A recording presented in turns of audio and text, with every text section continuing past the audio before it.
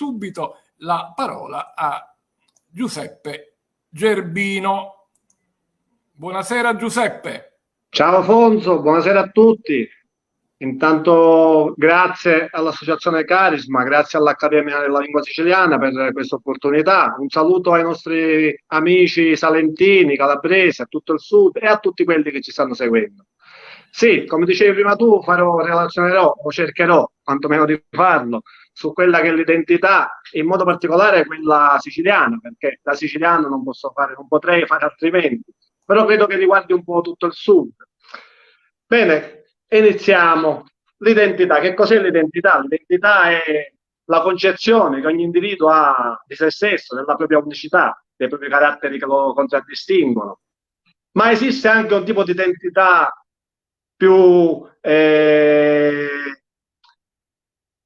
culturale, ecco, un'identità culturale che è l'insieme dei caratteri che costituiscono, in questo caso, il popolo del sud. Racchiudiamo, evitiamo di parlare di siciliano, ma parliamo del sud, perché ahimè c'è questa differenza culturale fra quello che è il nord e il sud. Naturalmente questa identità non può non passare per una stratificazione storica. Il nostro suolo è stato calpestato da un sacco di popoli, però non hanno mai azzerato questa nostra identità. Tant'è che, almeno per quanto riguarda noi siciliani, anzi, noi abbiamo arricchito il nostro patrimonio lessicale. Il professore Campisi conoscerà benissimo questo termine, ma lo conosciamo tutti, è un termine a cui io sono molto legato, di origine araba, che è allallato, no? Che non è altro che appunto la sicilianizzazione di quello che in arabo vuol dire assorto nella contemplazione di Allah, di Dio. Quindi qualcuno che medita. Però noi lo abbiamo sicilianizzato, lo abbiamo fatto nostro e purtroppo gli abbiamo dato un'accezione negativa, tant'è che se diciamo Tagliacchito che è allallato, insomma, non lo stiamo proprio lo stiamo offendendo, ecco, diciamo che è proprio fuori, non è a contatto con quella che è la realtà. Vorrei recitare una poesia di Ignazio Buttitta per evidenziare proprio quanto ho appena detto, cioè quanto sia importante la nostra lingua, che poi è il nostro mezzo di espressione, no? Se noi perdiamo il contatto con quello che è il nostro mezzo di espressione, diventiamo incapaci di conoscere le nostre tradizioni, la nostra storia, la nostra cultura. Fonso, posso recitare questa poesia di Buttitta? Ma assolutamente sì, vai pure. Un popolo, mettetelo a catina, spogliatelo, attoppateci la bocca, è ancora libero. Levateci il travaglio, o passaporto, a tavola non mangia, a letto non dorme, è ancora ricco. Un popolo diventa povero e servo quando ci arroba una lingua dotata di pace. È perso per sempre. Ecco, questo era il grande Ignazio Buttitta, con questa poesia che tutti conoscerete sicuramente, anche perché è un emblema appunto di quello che è l'identità siciliana, in particolar modo riferita alla lingua siciliana. E poi dietro a ogni singolo termine, io ora voglio riportare un esempio su uno studio fatto dall'amico Nino Barone che interverrà dopo di me, su un singolo termine, ma sul quale proprio ci potrebbero essere ore su cui parlare, che è sapiggio, no? Fonso, sapiggio. Sconfiggeremo il Covid? Sapiggio. Vincerò il Superenalotto? Sapiggio. Cioè, sapiggio, questa parola composta che in realtà sarebbe lu, sapi, iggio. Ormai è diventata proprio una parola composta, sapiggio, ma in realtà chi è iggio? Lui, cioè il Supremo, Dio. Qui che viene fuori anche un altro aspetto molto importante dell'identità siciliana, cioè la nostra religiosità, no? Noi spesso ci rivolgiamo, ci affidiamo a quella che è la volontà di Dio. Difatti spesso un altro termine che sovente diciamo è alla volontà di Dio. Cioè, quindi noi ci affidiamo totalmente a quella che è la sua volontà. Però perché ultimamente noi non sentiamo forte questa nostra identità. Penso che la motivazione sia, mi dispiace, magari qualcuno dissentirà, ma l'unità d'Italia, no? Cioè, l'unità d'Italia ha fatto sì che si annientasse, azzerasse tutto ciò che non fosse italiano, tutto ciò che non fosse lingua italiana, e quindi io ricordo, non ricordo per averlo sentito dai miei nonni, cioè se si permettevano a scuola di esprimersi in siciliano venivano messi in punizione dietro la lavagna con i cesci sotto le ginocchia. Quindi avevano fatto l'Italia, bisognava fare gli italiani. Contestualmente, cioè, contestualizzando il periodo storico, potrei anche capirlo, da siciliano non lo accetto proprio, anche perché ormai è risaputo, il bilinguismo arricchisce, no? Aguzza quello che è il patrimonio, non solo il patrimonio linguistico, lessicale, ma anche l'apprendimento. Cioè un bambino che apprende più lingue ha più capacità di ragionamento, di esprimere quello che è il proprio pensiero, mentre invece una volta non la pensavano così. Ma ripeto, la motivazione è sicuramente storica. Ma guarda, noi siciliani, vero è che la Sicilia ha avuto tutte queste influenze araba, normanna, francese, spagnola, eccetera, eccetera, grazie alle quali si è arricchita. Ma noi siamo anche un popolo che ha dato vita a un'altra lingua, e qui confermerà il professore Cipolla, il Siculish, no? Io scherzosamente dico sempre, queste persone hanno dato vita al Siculish perché non hanno mai imparato l'inglese e non hanno mai dimenticato il siciliano, quindi hanno fatto questo purpurì, questo mix di inglese e siciliano, dando vita a una vera e propria lingua, appunto quella che è il Siculish. Vi voglio raccontare un aneddoto, per me molto significativo, graziosissimo. Penso che corrisponda in realtà, anche perché chi me l'ha raccontato è una persona di una certa età avanzata ormai, a cui l'aveva raccontato a sua volta il proprio padre, che era uno dei primi emigrati in America. Ebbene, sapete in Siculish come si dice la parola coppola? Tutti conosciamo la coppola, io spesso la indosso, anche se qualcuno la associa a qualcosa di losco, a qualcosa di non proprio pulito, ma non c'entra niente, per me è solo un accessorio della mia identità siciliana, punto, e qui mi fermo. Bene, tornando al discorso della coppola in americano, i primi nostri concittadini emigrati negli Stati Uniti hanno iniziato a chiamare coppola caddema.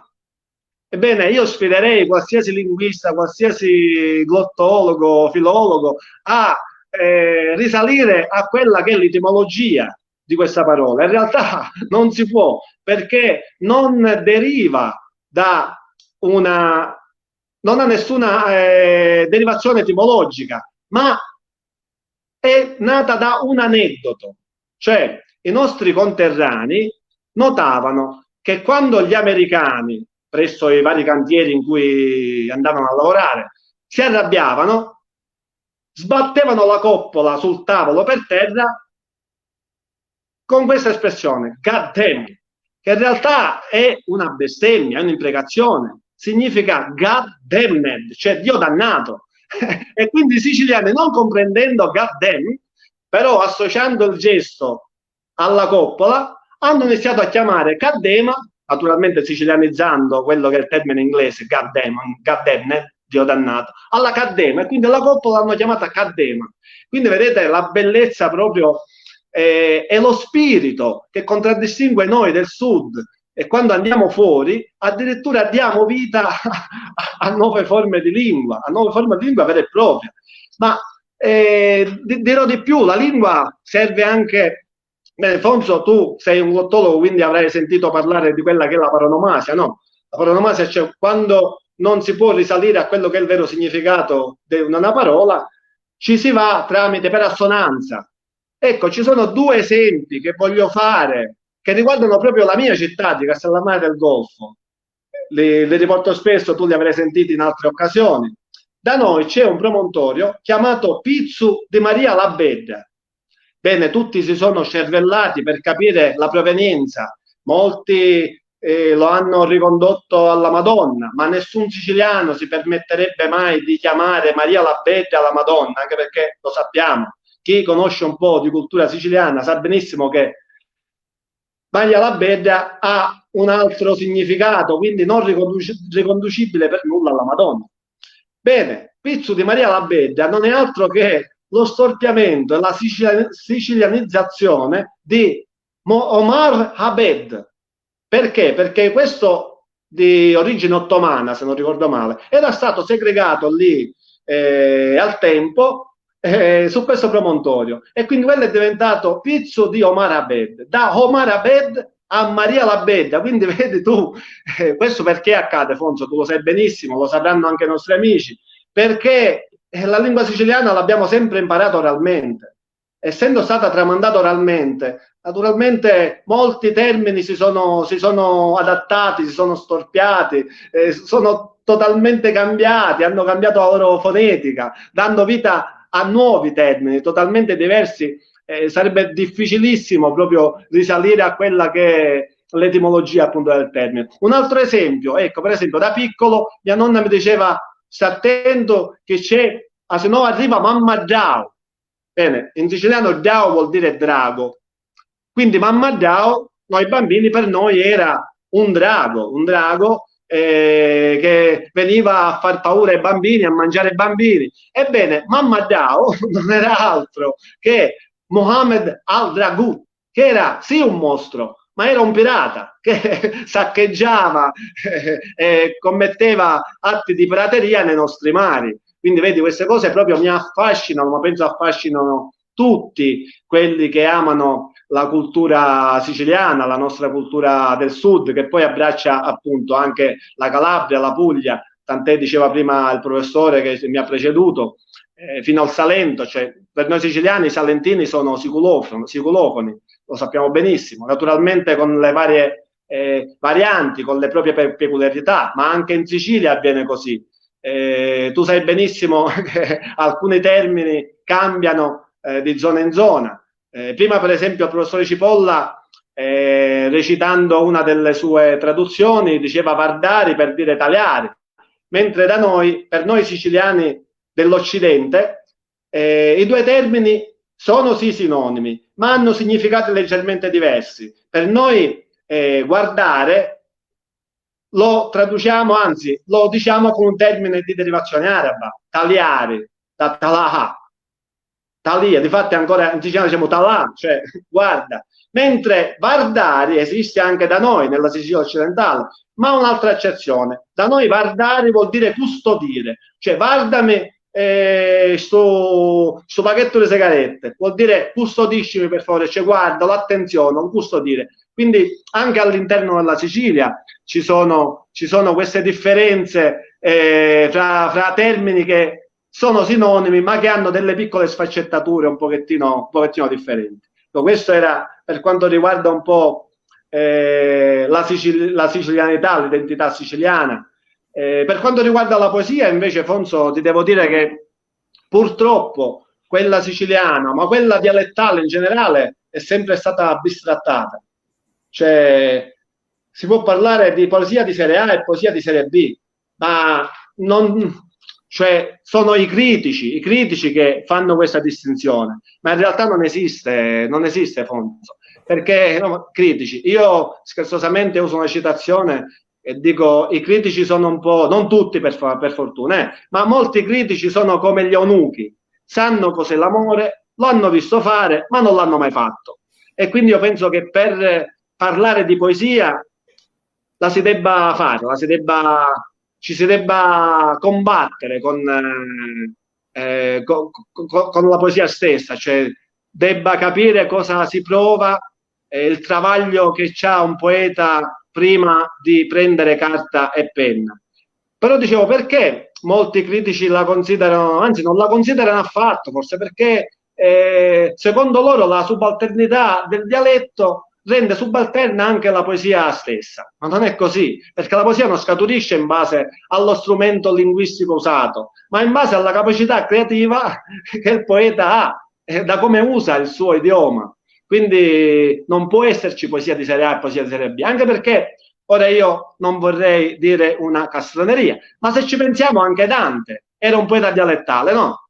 Visto che, visto che parlava, scriveva in volgare, quindi Dante, lo stesso Dante Alighieri fu un poeta dialettale. Ora, definire la poesia di Dante una poesia di serie B mi sembra eccessivo, naturalmente, però devo dire che anche i poeti stessi, noi stessi abbiamo un po' di responsabilità, perché molti poeti, vedi, a me succede spesso una cosa che odio, la odio, sarà una mia caratteristica personale per carità, ma io odio quando qualcuno mi dice, ah Peppe, recita una poesia. Io mi arrabbio perché dico, guarda che non sono un jukebox, né lo scemo del villaggio che sta lì a recitare la poesia solo perché a te piace o perché poi magari gli offri il caffè, assolutamente. Però la seconda richiesta è quella, Peppe, una poesia che fa ridere. Ecco, perché si associa spesso alla poesia dialettale, una poesia frivola, leggera, ironica.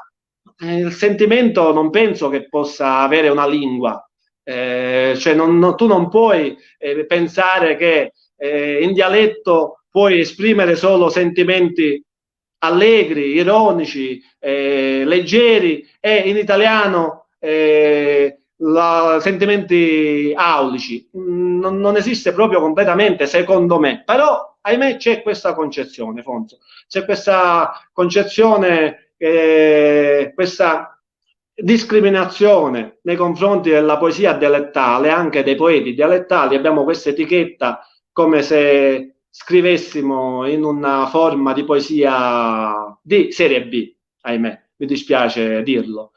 Noto pure un'altra cosa, chi ha dimestichezza come noi col siciliano, principalmente scritto, almeno io me ne accorgo benissimo, molti solo magari per partecipare a un concorso, per vincere un concorso di poesia, che poi lasciamo stare, questo è un altro argomento fuori tema, o solo perché magari non hanno quelle competenze in siciliano, scrivono la poesia in italiano e poi la traducono.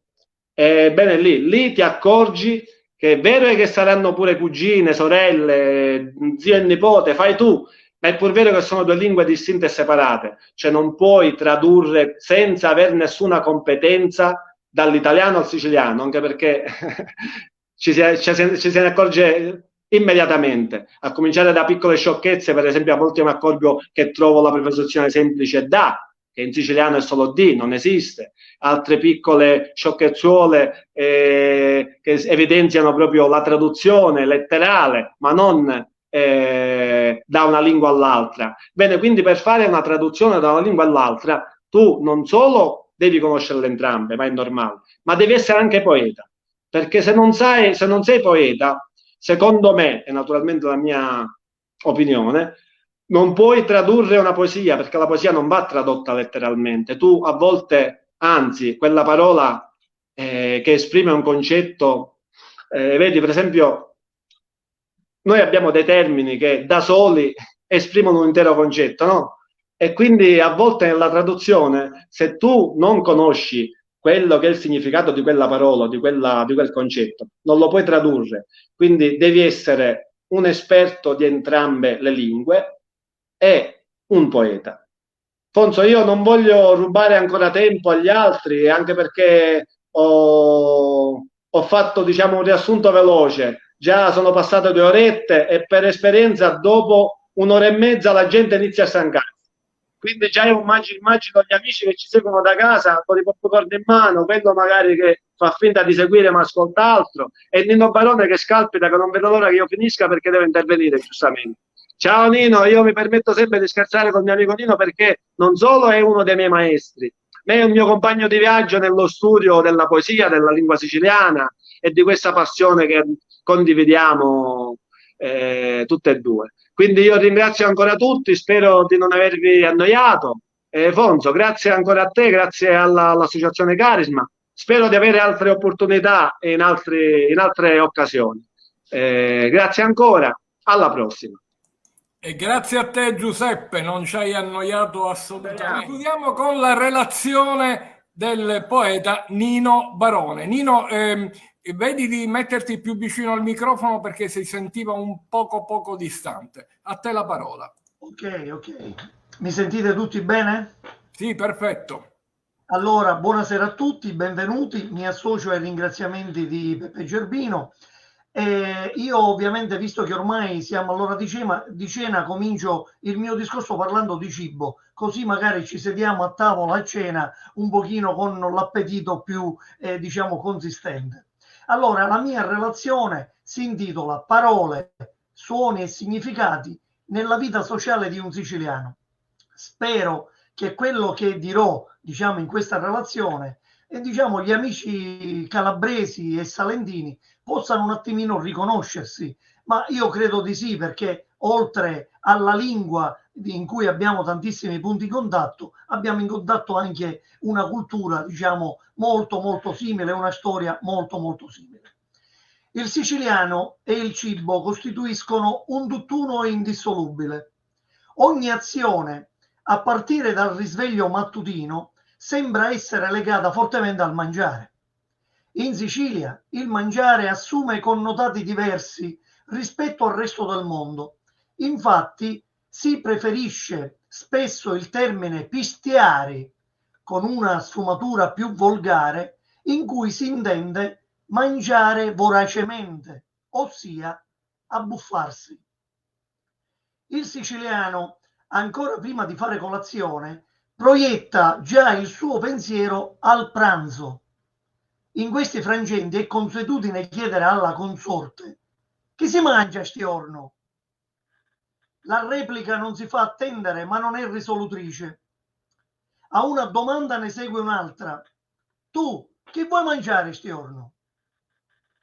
La pietanza che si consumerà sarà il frutto di un compromesso tra le parti, un contratto verbale che, in quanto tale, potrà essere soggetto a variazioni. Le eventuali variazioni favoriscono quasi sempre la consorte, che domina la scena culinaria, dove il mangiare rappresenta un vero e proprio rito sacro. Togliete tutto a un siciliano tranne la stigliola, il panino cameusa, lo sfincione, l'arancine, le panelle, il pane cunzato, cibi per lo più di strada che occupano i primi posti in classifica nelle preferenze sicule. Anche il consumo di pasta raggiunge quote elevate presso le famiglie siciliane, cucinata quasi sempre a pranzo, mentre per la cena si predilige un bel secondo ricco di proteine, ossia di sostanza, oltre che l'immancabile cumpanaggio, in grado di completare insieme al pane il ciclo culinario giornaliero. Il mangiare si evidenzia persino nei soprannomi siciliani, diversi dei quali racchiudono in sé una curiosa patina ironica, oltre che a essere notizie in più sugli individui a cui sono rivolti. Arancina coi peri, dicesi di persona grassa. Tori panella o saro stigliola, dicesi di persona particolarmente magra. Peppe cicoria, cola mangiatario, dicesi di persona ghiotta. Vanni cannolo, eccetera. Ci sono anche dei cognomi che riconducono in modo eloquente al cibo, probabilmente derivati da ingiurie: Gustapane, Cozzafava, Pappalardo, Gianformaggio, Mangiafico, Mangiarracina, Mangiapane. Il pensiero del mangiare è presente in quasi tutte le azioni del siculo, che puntuale lo ripropone anche davanti a un neonato pacioccone. L'affermazione è ormai tipica: che bello mu mangiasse. Davanti a individuo particolarmente in carne, il linguaggio assume una coloritura del tutto spontanea: minchia, ta mangia spisa. Al contrario, davanti a persona particolarmente magra, la frase utilizzata è persino carica d'affetto: e mangiatilla una fedde carne su vecchio. Insomma, colesterolo, trigliceridi e obesità non sembrano problemi di cui preoccuparsi. In Sicilia per questo non è mai morto nessuno, di petitto sì. Le medicine che non devono mai mancare a casa di un siciliano sono infatti Humalux, perché il siciliano non mangia, ma s'abbuffa, in alternativa alla biochietasi. L'obesità in Sicilia non è un problema, anzi è un modo per ostentare fierezza. Per il siculo le campagne contro l'obesità promosse dai media sono disinformazione. La panza, cilaio e milategno. Non è da tutti essere ingiuriati arancina coi pere, prodotto sacro del Sicilian Food. Le parole d'ordine sono sempre le stesse: futtirsi la spesa. È imbarazzante per lo stesso siculo sedersi a un ristorante di quelli cosiddetti fini, dove il mangiare è servito a pilio, ossia col contagocce. I locali che il siciliano predilige sono quelli più popolari, dove vi è l'usanza di passare dal tavolo a servire la stessa pietanza 2 o 3 volte. Solo in queste circostanze la frase "ca si mangiao buono" è d'obbligo, e per il sicolo significa mangiare assai. Il siciliano affascinante e contraddittorio, un ricco patrimonio linguistico capace di sbalordire per la sua bellezza e incuriosire per le sue incoerenze. Esaminiamo qualche caso che appare molto significativo. Muoviti! Esortazione a sbrigarsi, a non perdere tempo. Nell'agrigentino muoviti assume il significato opposto. Chi lo pronuncia esorta a stare fermi, a indugiare. Un caso simile riguarda il verbo abbirsare, che vuol dire aggiustare, sistemare, riparare, mettere in ordine. Nel siracusano la frase "s'abbirsao la macchina" vuol dire invece che l'automobile si è guastata. Un fatto analogo succede anche nella zona della Sicilia occidentale, quando si esclama un sintagma molto familiare: "abbirsate semo", ma nel senso di essere messi male. Poi vi sono delle circostanze in cui ciò che si enuncia è frutto di una tradizione linguistica appresa e trasmessa nella sua indefinibilità. La comunicazione del siculo è baggiana e passa dall'esaltazione di sé e dei luoghi in cui vive alla denigrazione di ciò che lo circonda. Divinizza e diffama con una semplicità disarmante. Per capire a fondo bisognerebbe introdursi all'interno della Sicilian Life, in cui gravita il siciliano doc. Sono essenzialmente le piccole cose quotidiane a fare di esso un esemplare unico. Ecco che un semplice mal di denti per il siculo diventa fitta in mucca. Il siciliano non segue la nomenclatura dentaria dell'italiano, ossia incisivi, canini, premolari e molari, ma ne fa anche in questo caso una contrazione, riducendo a 3 le categorie: dente, scagliuna e agni. Se l'italiano tira fuori i soldi, il siculo li ne esce. Già immagino la sua faccia pietosa nel vedere quel borsellino aperto mentre sfila delle banconote colorate che avrebbero dovuto rimanerci più a lungo, e invece vi innuriavolo e se li pigliavo. Per il siculo l'attesa è tremenda. Se qualcuno ritarda anche di soli 2 minuti a un appuntamento, egli dichiara con disinvoltura d'avere aspettato 3 ore. Il siculo, dopo un torto ricevuto, riesce perfino a essere così crudele da imprecare disgrazie di vario genere. T'avissi a venere a cacaredda nei casi migliori, maietta sangue tu cori nei casi più gravi. Ci sono delle circostanze in cui è talmente grave il torto ricevuto che le eventuali reazioni al danno subito le consegna per mezzo raccomandata. Varicci qui nudo a topace. Il termine minchia è il più utilizzato, posto quasi sempre all'inizio di un colloquio, una colorita introduzione che può soltanto influenzare positivamente il dialogo occasionale. Minchia, la vedisti che bella da picciotta? Minchia, la vite.